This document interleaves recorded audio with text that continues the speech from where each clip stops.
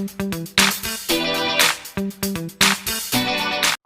semua, ketemu lagi lewat channel YouTube saya JT Channel yang fokus kepada media pembelajaran, khususnya membahas seputar mata pelajaran ekonomi untuk tingkat SMA. Mari dukung terus JT Channel dengan mengklik like, subscribe, and share video-video JT Channel agar channel ini semakin berkembang. Sama seperti senyum Anda yang semakin berkembang ketika menonton video pembelajaran dari JTC. Oke, baiklah, kita akan membahas materi hari ini, yaitu seputar materi pelaku ekonomi. Nonton video ini dari awal hingga akhir agar Anda tidak gagal fokus dan dalam memahami materi hari ini. Untuk itu, selamat menyaksikan video pembelajaran berikut ini. Baiklah, kita mulai pembelajaran kita hari ini seputar pelaku ekonomi. Adapun pembahasan kita hari ini adalah yang pertama, kita belajar tentang kegiatan dari masing-masing pelaku ekonomi. Yang kedua, peran dari pelaku ekonomi. Dan yang ketiga, kita akan mempelajari interaksi antar pelaku ekonomi dalam model diagram interaksi. Baik, kita masuk pada bagian yang pertama, yaitu kegiatan dari masing-masing pelaku ekonomi. Baiklah, kita awali pembelajaran kita dari pengertian pelaku ekonomi. Pelaku ekonomi adalah mereka yang terlibat dalam kegiatan produksi, distribusi, ataupun konsumsi. Ada 4 pelaku ekonomi. Yang pertama adalah rumah tangga keluarga atau rumah tangga konsumen, disingkat dengan RTK. Yang kedua, rumah tangga perusahaan atau produksi, disingkat RTP. Yang ketiga, rumah tangga negara yang disingkat RTN. Dan yang keempat adalah masyarakat ekonomi luar negeri. Kita akan membahas kegiatan dari keempat pelaku ekonomi tersebut. Baik, bagian yang pertama adalah rumah tangga keluarga atau rumah tangga konsumen, disingkat dengan RTK. RTK adalah pelaku ekonomi yang paling kecil. Jadi di antara keempat pelaku ekonomi tersebut, RTK lah yang paling kecil. Ada 2 peran yang dimainkan oleh RTK di dalam kegiatan ekonomi. Yang pertama adalah peran RTK sebagai konsumen. Sebagai konsumen, RTK tentunya membeli barang-barang ataupun jasa yang dihasilkan oleh perusahaan untuk memenuhi kebutuhannya. Peran yang kedua dari RTK adalah bahwa RTK berperan sebagai penyedia faktor-faktor produksi. Faktor-faktor produksi ini nantinya akan diserahkan kepada rumah tangga perusahaan ataupun rumah tangga negara. Adapun faktor-faktor produksi yang dimiliki oleh RTK yaitu tenaga kerja atau SDM, tanah atau SDA, modal, dan kewirausahaan ataupun skill.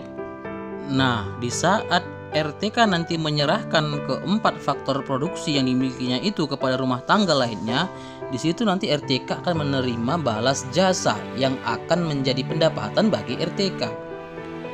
Balas jasa yang diterima RTK diantaranya di saat RTK menyerahkan faktor produksi tenaga kerja, maka RTK akan menerima balas jasa berupa upah atau gaji. Dan di saat RTK menyerahkan sumber daya alam atau tanah, maka RTK akan menerima balas jasa berupa sewa tanah. Dan di saat RTK menyerahkan modal atau capital, maka RTK akan menerima imbalan atau balas jasa berupa bunga modal.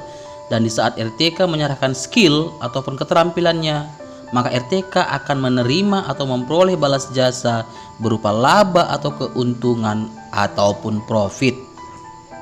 Dan yang terakhir, peran dari RTK adalah bahwa RTK tentunya juga harus membayar pajak kepada negara.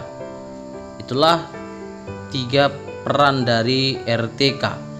Namun, perlu kita ketahui bahwa di antara ketiga peran tersebut, peran RTK yang paling utama adalah sebagai konsumen, yaitu membeli barang dan jasa dari rumah tangga yang lain, khususnya dari perusahaan. Itulah kenapa rumah tangga keluarga disebut juga rumah tangga konsumen. Berikutnya, jika rumah tangga keluarga menyimpan sebagian dari pendapatan yang mereka miliki, maka simpanan itu akan dilakukan RTK untuk berinvestasi di perusahaan. Itulah 3 peran dari RTK yang kita pelajari pada hari ini. Berikutnya kita akan membahas pelaku ekonomi yang kedua, yaitu rumah tangga perusahaan ataupun rumah tangga produsen yang disingkat dengan RTP. RTP merupakan kesatuan yuridis dan ekonomis dari faktor-faktor produksi yang bertujuan mencari laba atau memberi layanan kepada masyarakat. Jika dilihat dari kepemilikannya, perusahaan dapat dibedakan menjadi perusahaan milik negara atau BUMN dan juga perusahaan milik swasta ataupun BUMS. Berikutnya kita akan membahas peran dari RTP dalam kegiatan ekonomi. Ada 4 peran RTP dalam kegiatan ekonomi. Yang pertama adalah sebagai konsumen. Sebagai konsumen, RTP membeli faktor-faktor produksi dari RTK sekaligus membayarnya sebagai balas jasa kepada RTK atas pembelian faktor-faktor produksi tersebut. Khusus balas jasa yang diterima RTK ini dapat Anda lihat kembali di pembahasan RTK tadi sebelumnya. Yang kedua, RTP menghasilkan barang dan jasa yang akan dibeli oleh masyarakat ataupun oleh RTK. Ketiga, RTP berperan sebagai agen pembangunan, yaitu membantu pemerintah dalam menggerakkan roda perekonomian. Dan yang terakhir, RTP juga membayar pajak kepada negara. Itulah peran yang dimainkan oleh RTP. Sekarang kita masuk pembahasan pelaku ekonomi yang ketiga, yaitu rumah tangga negara ataupun RTN. Adapun dasar RTN sebagai pelaku ekonomi yaitu didasarkan pada pasal 33 ayat 2 dan 3 Undang-Undang Dasar 1945, di mana pasal 33 ayat 2 berbunyi, cabang-cabang produksi yang penting bagi negara dan yang menguasai hajat hidup orang banyak dikuasai oleh negara. Selanjutnya pada pasal 33 ayat 3 UUD 1945 berbunyi, bumi dan air dan kekayaan alam yang terkandung di dalamnya dikuasai oleh negara dan dipergunakan untuk sebesar-besar kemakmuran rakyat. Atas dasar itulah, maka pemerintah bertindak sebagai pelaku ekonomi dengan mendirikan berbagai badan usaha milik negara ataupun BUMN. Dalam kegiatan ekonomi, ada beberapa peran yang dilakukan oleh RTN, yaitu yang pertama sebagai konsumen. Sebagai konsumen, RTN membeli barang atau jasa yang dihasilkan oleh rumah tangga perusahaan. Dan juga RTN memanfaatkan layanan sumber daya manusia dari rumah tangga keluarga untuk dipekerjakan sebagai pegawai negeri. Berikutnya yang kedua adalah RTN menghasilkan barang dan jasa melalui badan usaha milik negara yang nantinya akan dibeli oleh masyarakat, baik oleh RTK ataupun oleh RTP. Adapun contoh badan usaha milik negara yang menghasilkan barang atau jasa, misalnya PT Pertamina yang menghasilkan bahan bakar minyak, PT PLN yang menghasilkan listrik, PT Kereta Api Indonesia di bidang layanan transportasi, PT BRI Persero di bidang layanan jasa perbankan, dan banyak lagi contoh yang lain yang bisa kita sebutkan yang merupakan badan usaha milik negara.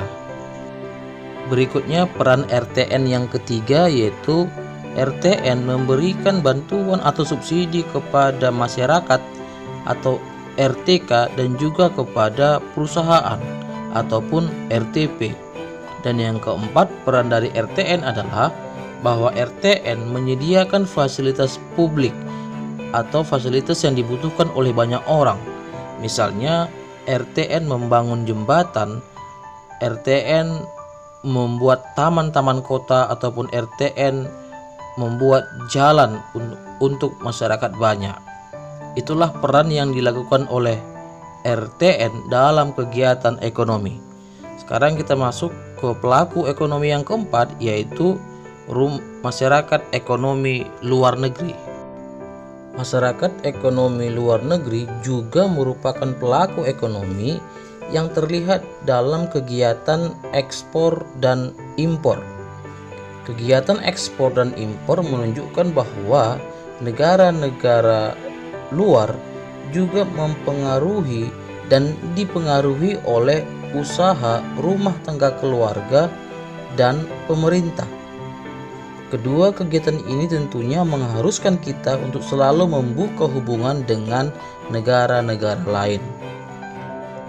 Ada beberapa peran yang dilakukan oleh masyarakat luar negeri dalam kegiatan ekonomi. Antara lain, yang pertama, tempat untuk ekspor dan impor barang dan jasa. Yang kedua, untuk menyalurkan tenaga kerja antar negara. Misalnya, Indonesia menyalurkan tenaga kerja Indonesia untuk bekerja ke luar negeri, dan juga sebaliknya. Yang berikutnya adalah bahwa masyarakat luar negeri dapat memberikan pinjaman baik bagi rumah tangga produsen ataupun RTP, dan juga kepada rumah tangga negara ataupun pemerintah.